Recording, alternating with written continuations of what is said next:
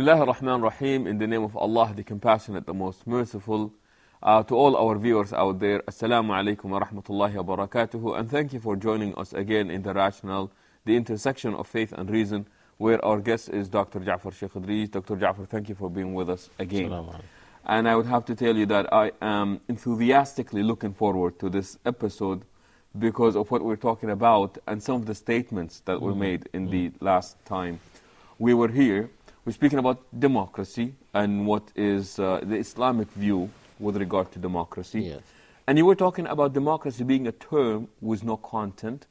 And the last statement you made was, let us not confuse democracy with morality, fairness, or justice. Yes, democratic decision, and I repeat, democratic decisions need not be moral or fair, because a democratic decision is a decision that is made according to the democratic procedure, irrespective of the result.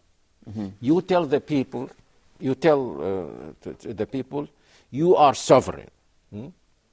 So legislative sovereignty belongs to you. So you decide what you want. You put them in place of the Creator, as I said. But we know that the Creator does not make any unfair decisions. But we cannot be sure that a majority of people does not make fair decisions. Sheikh, I think you're also giving this the example of the colonial powers, Europeans, when they went to African parts of Asia. It was done democratically from within. But how that impacted the people of Africa or Asia was not necessarily moral, nor fair, nor just, even though the process itself was democratic. You are now saying that because it was democratically made, it was, in their view, fair. مش كده? Sure. Yeah. No, because it can be democratic but not fair. To others. Huh? To the people that receive. No, the decision itself may not be fair.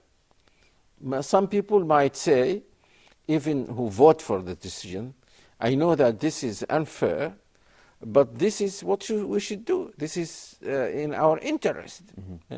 I don't think that anyone thought that enslaving innocent people in Africa is something that is good. I don't know, perhaps some people did. And by the way, it is written, Zakaria, what is his name? Farid Zakaria, in his book Freedom, the future of liberal democracy or something. He said something interesting. Farid Zakaria is a CNN. Was he CNN or? No. He's I don't know. He's American of origin, of Indian origin. Newsweek. He writes for Newsweek as well as he is he's a political analyst. He's considered to be one of the great American thinkers now. He is against what they call populism. And populism, in fact, is the true democracy.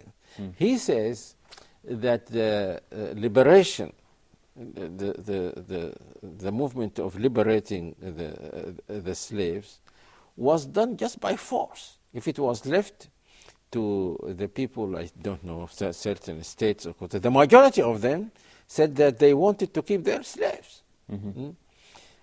But it was the decision to liberate slaves was done undemocratically. It was not the choice of the majority of the people. So we have to make this distinction. Many, as I said, theoreticians of democracy, like for example Huntington, says that a government, that's something else also, a government, of course I'm not repeating his words, just the meaning. A government can be elected democratically. No doubt about its being elected democratically, but that doesn't mean that it will not be corrupt. A government can be elected democratically, but it can be corrupt. I said to myself, suppose someone said, even a government that claims to be Islamic can also be corrupt. And I have to say yes. But in this case, I can tell you that this is not Islamic. If it is immoral, then it cannot be Islamic, because these are the Islamic standards. But if it is elected democratically and it makes unfair decisions, I cannot say that its decisions are not democratic. This is the difference between the two. And I see that last time you gave the example in France where women were prohibited from wearing the Islamic dress, the scarf, and you referred to it and you said that was a democratic decision. Now, when I have recently been in the United Kingdom, and the BBC said that it asked so many people, what do they call this? Polls about niqab, covering of the face. And the majority of the people said women who wear the niqab should not be allowed to appear in public places, like airports and so on. Mm-hmm. Is that a fair decision? No, it is not. But perhaps if this sample is a good sample of the British people, then it might be the decision of the majority.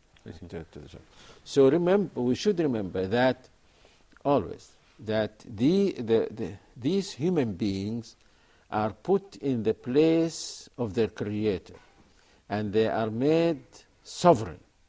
The legislative, they are sovereign as far as legislation is concerned. So they make legislation according to their own views, according to the extent of knowledge they have, and so on. Which means that, of course, it will be changing from time to time. And like you said, of course, yes. It does not necessarily mean that it is fair, moral, or anything like that. But Sheikh, you're talking about democracy in theory at this point. Yes. What we see is that democracy in practice seems to work, not necessarily perfectly, but it seems to work for the people who have adopted this type of the fact that it works does not mean that it is good. There are non-democratic countries like China, and it is working. The country is developing very well. It's competing now with the United States, and I think that the country that the United States now feel most is China, and China is definitely not democratic. But nevertheless, Sheikh, people would argue that the way the people in the US or in any other democratic country are ruled is much better than the way the people in China are ruled, even though they may be prospering economically. Yes, you know, better in what way? At least the fact that they are able to express their opinions, the fact that they are openly able to criticize the people who are ruling them. Okay. This is one of this is an example of something that is practiced in the countries that are called democratic, but it is not peculiar to democracy. You can have an Islamic state where people have this freedom of expression, and that state would not be democratic in the sense that it is rule of the people. And we know from the history of Islam that so many groups existed, and they had some weird views, but they were not prohibited from expressing those views. And even in a democracy, because democracy is very much related with, as it is practiced, very much related with capitalism, freedom of expression is not to everyone. You write to a newspaper, they don't publish your opinion. Now people are benefiting from the internet. But freedom of expression has come to be related to either wealth or power or so. I'm not saying that there is no freedom of expression. There is. And freedom of expression is a good thing. But I am saying that is not something that is peculiar to democracy in the sense of rule of the people. This is what these people chose for themselves. They could have said there is no freedom of expression, or that freedom of expression is limited to this, by a democratic decision. They could have passed a decision saying that no one less than 30 years should write anything in any paper or express. They could have said this, and the decision can be democratic. So the fact that people in the United States or Western Europe also chose certain things and made them part of the political system does not mean that everything they chose is required by democracy or is peculiar to democracy, and it cannot be in any other system.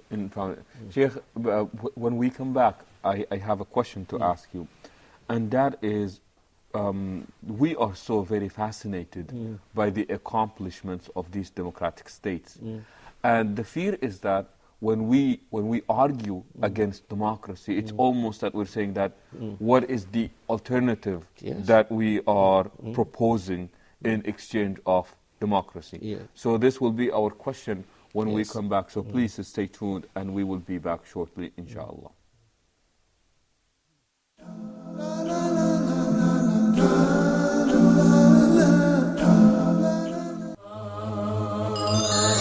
Learn Arabic. As everyone knows, today Arabic is considered as very important, very significant language. How can we produce the sound, the state of voicing, place of articulation, the manner of articulation? So in Arabic, the words which are written are pronounced. We will learn how to write and pronounce Arabic letters correctly in depth. Explanation via board and presentation with many other important factors. And we have today more than 300 million people speak Arabic language.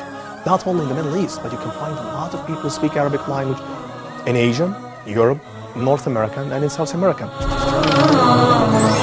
What are you waiting for? Grab your notebook and pencil and stay tuned for Learn Arabic at Huda TV.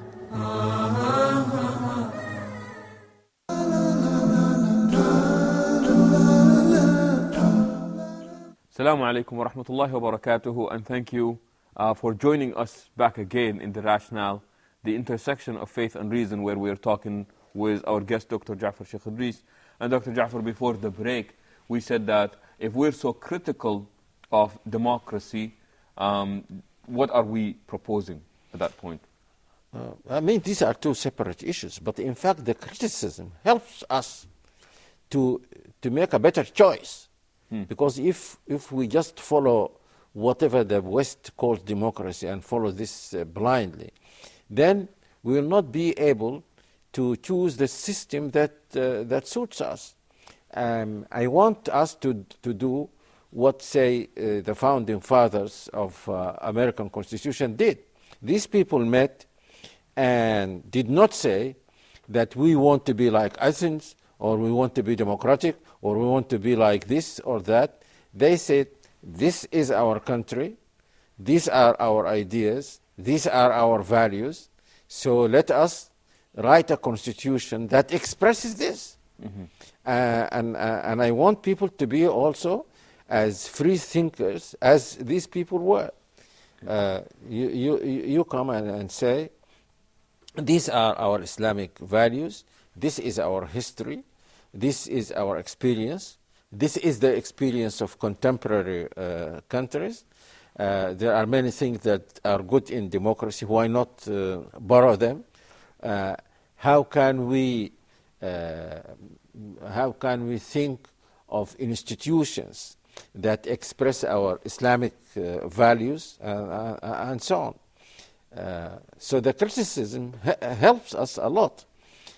If you don't criticize, we will be following blindly, I think. Okay. And now the idea is, let us criticize so that we are able to come up with something that is better, yes, and would better suit us. and perhaps might be better even for them.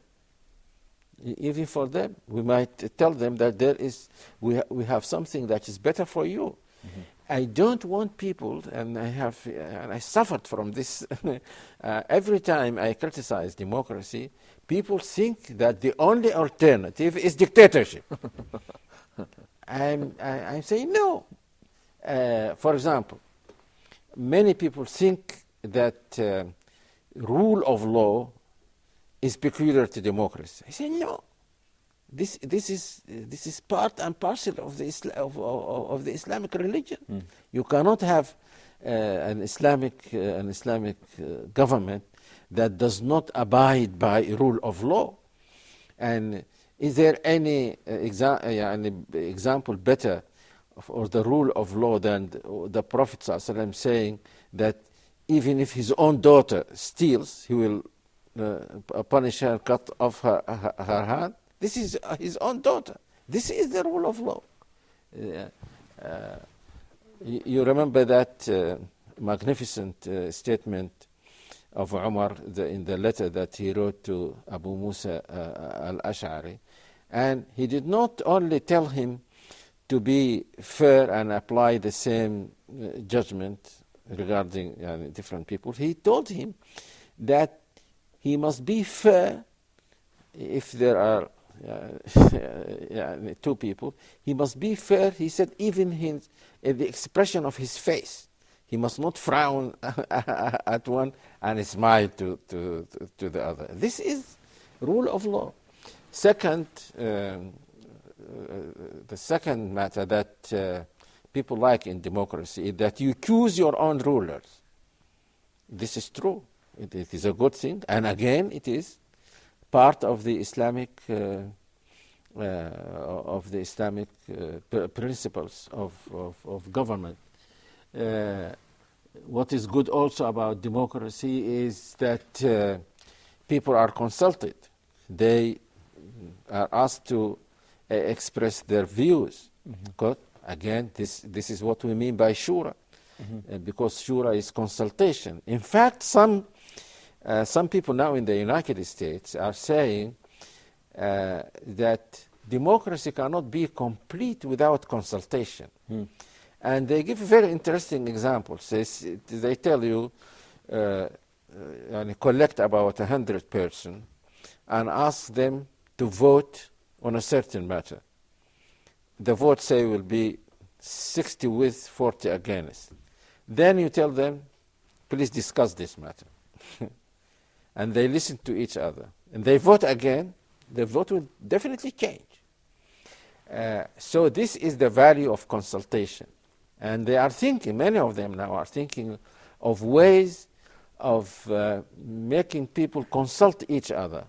Because in a vast country with 300 million people, how can people consult on them? But they say that now there are these new means of technology, communication, and so perhaps we can do this.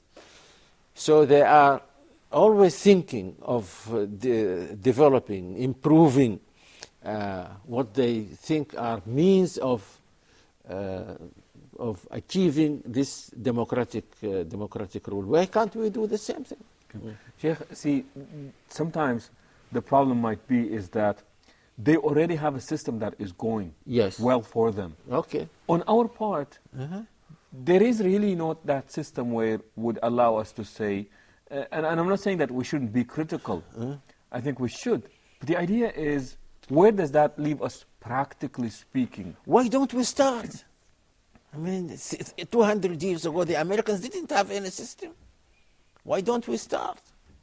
Okay. I think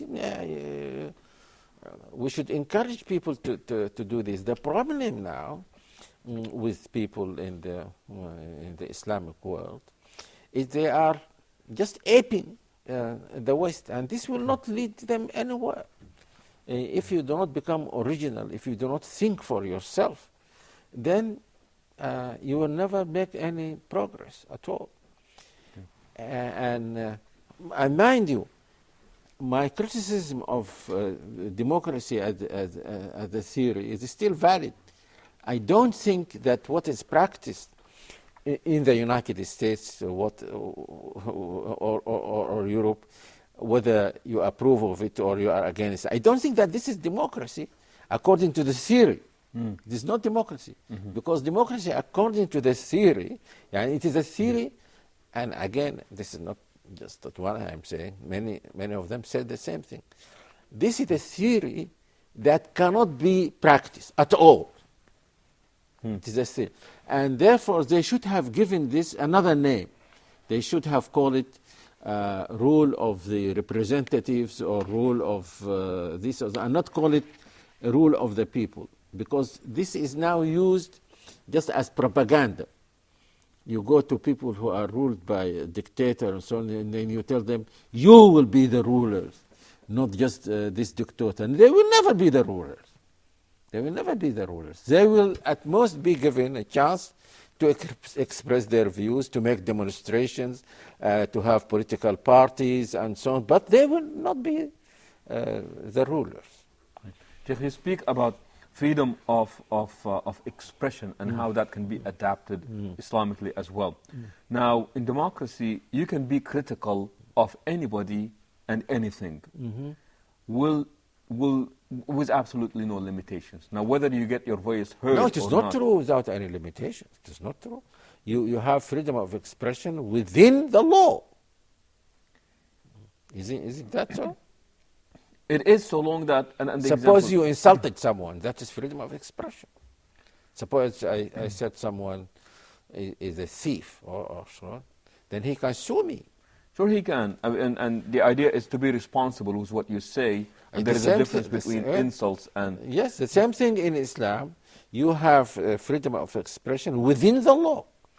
If you violate the law, then you will be punished. Should there be a fear that in democracy you can even be critical of the system itself? Yes, you can be in democracy. Okay. But what is the use of that? Yes, you can be. And you can't say that I don't believe in democracy. I think that we should have something better than this. I don't think you can say that in Islam. I don't think. But why should that be better? But if their democracy is not a good system, then it is good to allow people to criticize it and say we want an alternative.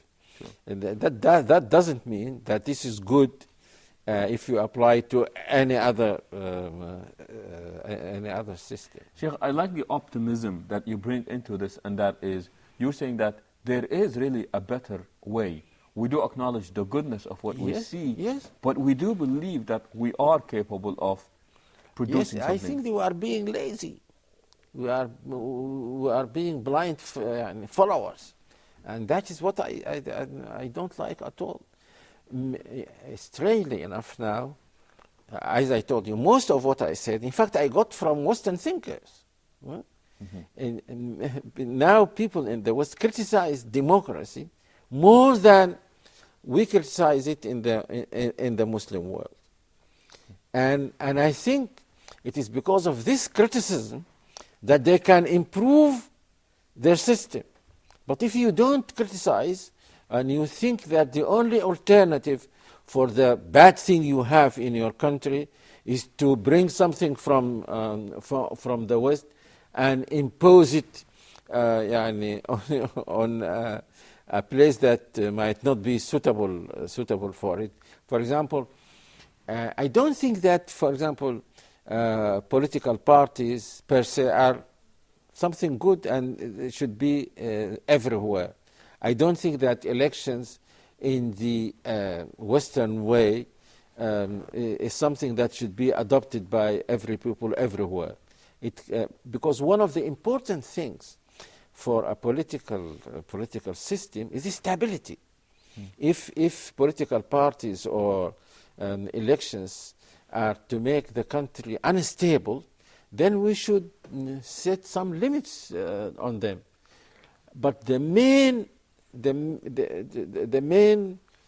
good principles of government that are in democracy should not be tampered with, because they are in fact Islamic principles and values. Yes. Okay. Sheikh, thank you for your fairness in assessing of this issue. And I'm very sure that we've been provoked by some of what you have said, where, like you said, you might have provoked people in believing that, or at least initially before you clarified it further, that when you are critical of democracy, the alternative is not dictatorship. No. You're saying that let us get something better than what they have out there. And with this, we come to the conclusion to this part of our program. We thank you for being with us today, and we would hope that you join us next time as well in the rationale, the intersection of faith and reason. Until then, we say so long, and Assalamu alaikum wa rahmatullahi wa barakatuh.